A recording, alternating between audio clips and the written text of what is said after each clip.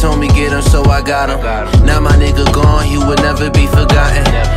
2000, the second greatest year next to June 5th, 2004, when the devil himself finally kicked the bucket. But that doesn't mean that 2000 wasn't lacking in any events, with you finally being able to gamble the life of your computer on LimeWire by trying to download Try Again by Aaliyah, or 3000 viruses in a trench coat and your IP being sent to the FBI. But I bring this all up because for 2022, we're going 22 years back to check out the New York MC Joey Badass's latest project, 2000, being a sequel to his debut mixtape 1999, although hitting on a somewhat different level than what came out 10 years ago.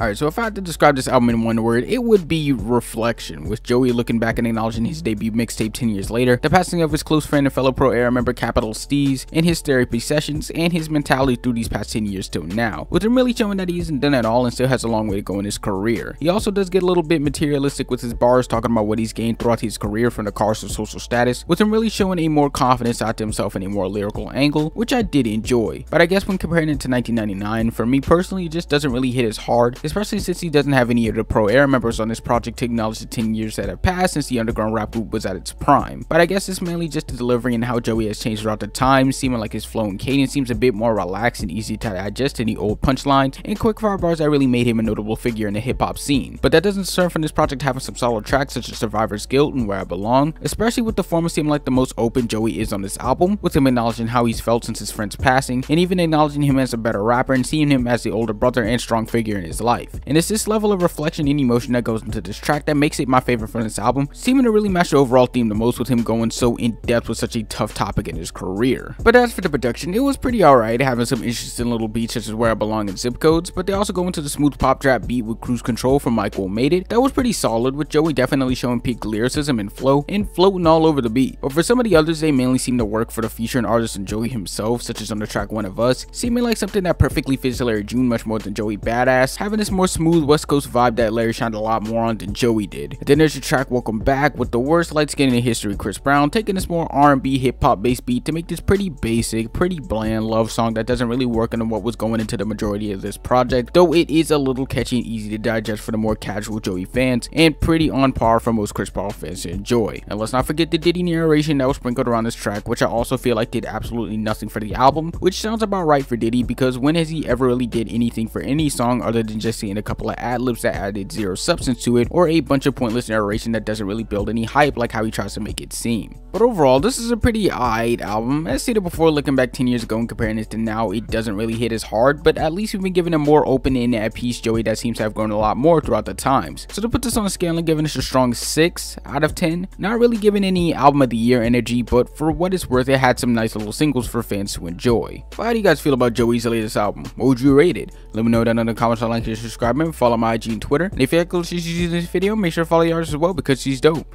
And on that note, I'll see you on Monday when I get prepared for Joey to drop 2001, another 10 years later. Peace.